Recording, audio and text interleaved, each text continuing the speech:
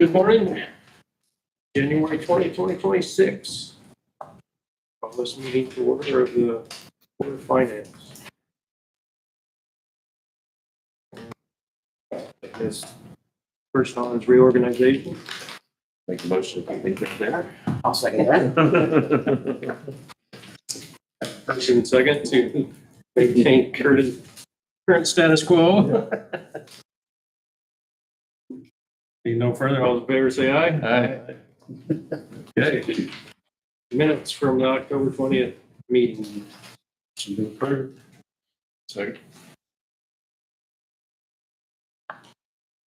Second, any further? Not all in favor say aye. Aye. Approval of investment policy. There's no change. I use the same policy. I changed the dates. We are going to be seeing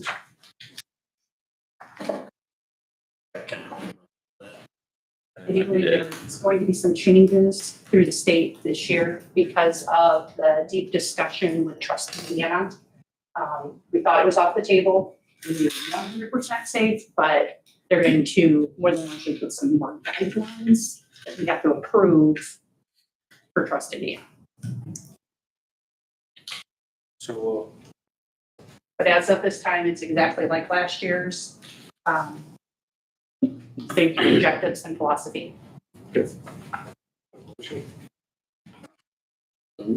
Second. First and second, any further? Okay, not all in favor say aye. Aye. Standing checks. So this is done annually. There's a different process that I was not, well, a correct process I was not aware of. So it is to come before the Board of Finance. Copy is also given to the auditor. We have already done stop pays, even though they're 2 years or older and stale dated. It is the process. So it comes before you that this two-sided form will be, or this report, the checks will be put back into the funds they came from. So on the first page, all the way to the right, you will see the correct fund account number. There are some that go to general.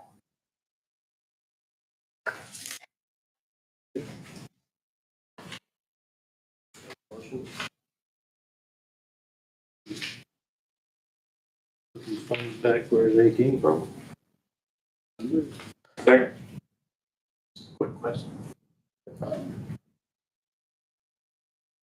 Payroll. For example, one was a payroll. It is. The top one is payroll. We recoup the payroll taxes on. It was a very nominal amount. I checked with Ann. Normally you would have to do Indiana unclaimed for any type of payroll. There is an amount if it's a one-time less than $50. So we're okay there. No further. Okay. Motion in a second. Further. All in favor say aye. Aye. So I've already given you the bank interest for 2025 in the email. This is just the same synopsis. However, I did break it out on to from the fluctuation as it was decreasing throughout the year. The Fed sounds like it's trying to stay very firm to at least start the first quarter. However, powers that be would like it decreased again. We will see probably one more decrease, but I have a feeling it's not going to be till second quarter. The banks, the rates have been fluctuating on the same pace. So when our number one base goes down, it's in line with bank 3 and 4. So we were within 150,000 of last year's interest. So I was doing the math, trying to figure out what it would have been if we had done the same policies in previously, and we probably would have seen almost a $400,000 decrease by doing remote capture and depositing the checks instantly and not waiting like a 3-day weekend, or that's made the decrease.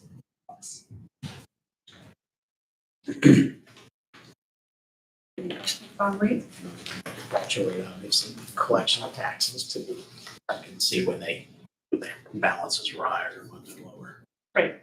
The earlier they pay, the longer they have the money. Number 3 is the full year historical data. I did it month by month for you in the past, but this just shows the full year. Number 4 is cash book.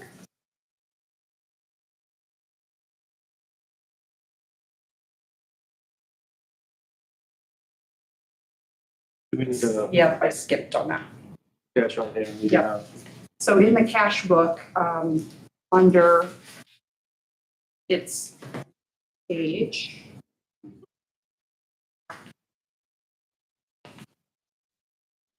page 5, where we're holding money for excise. Currently, we have $500 cash on hand. When multiple people, 2-3 people in a row bring in $100 bills, it depletes the $500 smaller bills that we have. We are using multiple drawers now, so that also divides the cash on hand by 3.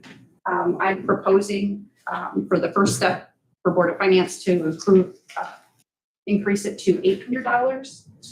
That'll give us a little more balanced drawers. It then will need to come before council.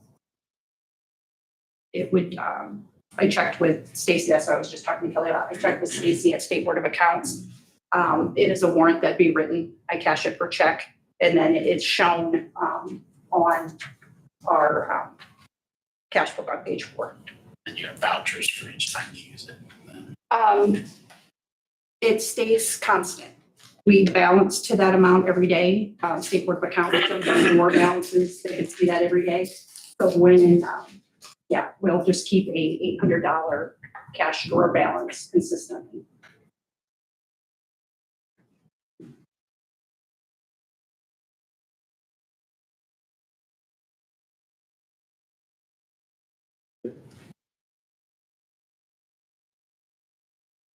I did check with other counties our size, and they have anywhere between $700 to $1,000 cash.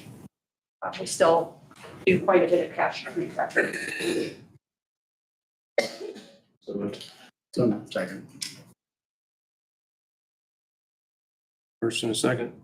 Any none? Favor say aye. Go ahead. I got that, guys. Okay. Tab number 5, that is what I showed you last time, is the first report. In column 1, the total tax penalty and fee is what was paid late. So they were fall taxes that came in after settlement. So they will not be distributed till spring. So that is also what we'll be talking about, the taxes that are paid in advance that are our interest. So those are early paid or late paid taxes after distribution. It does break it out, great for us for demand judgments, tax sale in the middle columns, and that helps Sarah and I when we're doing our reconciliation, also with settlement, because we have to disclose the fees that are charged for tax sale.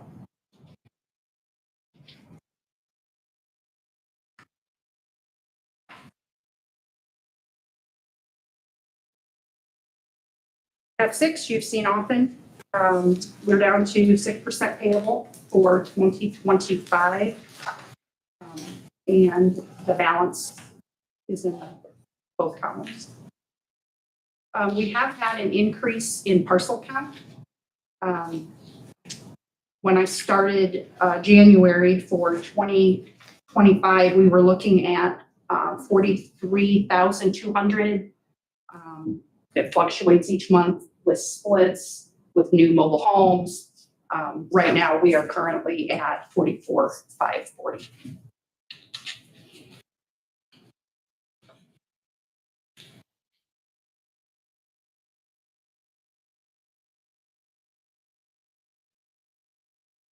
So tab number 7 is Forte. It's just a synopsis of, on the column, we do e-check and card. Across, we can do e-check by phone or online. We do not take it in manual checks, but not e-checks. So the amount of checks that were collected is in the last column. Credit cards, debit cards, and then the total 7.2. We are seeing that number, especially e-checks online, increase. Yeah. It's a dollar transaction fee. We are charged nothing. We pay nothing. The constituent has a $1 charge. For credit card, it's 2.25%. And then if it's a debit card, it's a $3.95 per transaction fee. It's always a hot topic at the Indiana Treasurers Association, you know, who's using which one. Everyone has different attributes that are favorable. This one has written and verbal phone Hispanic opportunities for us that are used often. I did check with Municipay.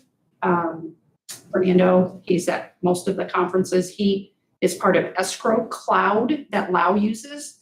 And we do use that platform for our mortgages. However, they do not, the debit card, they do not recognize. Everything is done as a credit card transaction fee. So we have many people doing the $3.95, but the break-even point, you know, it doesn't make sense to change. The advantage would be they do it in a different file that would come into our office, much easier for us to reconcile daily. But once again, it's not right now the best advantage of the constituents.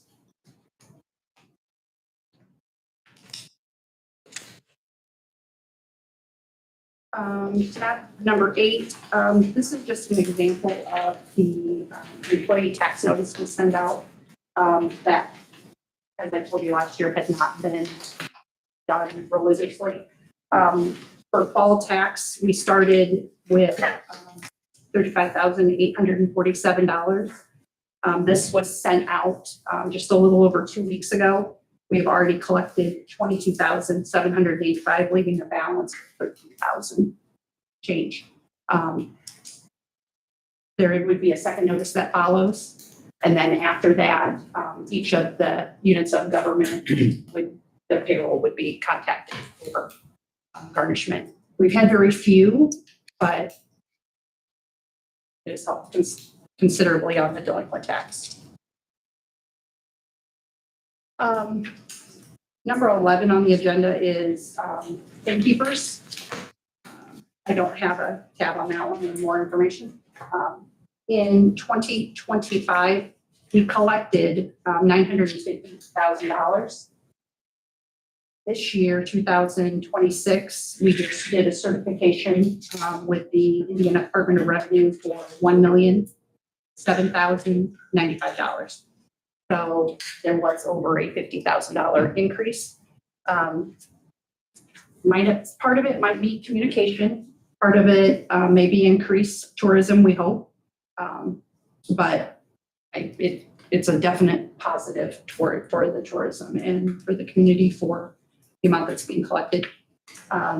We have reports that come monthly. We have to request them, but it shows what's electronically being paid to the state. Hopper, Airbnb, VRBO, it breaks it down. There's probably 5 that I had never even heard of that pay to the state for their rentals. Legislative conference next week. I'm doing the communications class.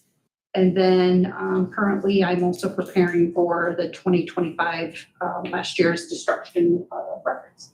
So we're pretty much ready. I just have to have the forms to get to Shelley. Thank you. What's the time period on those? For the destruction of records, each one has, some are up to, some are forever, but they have a very good written schedule.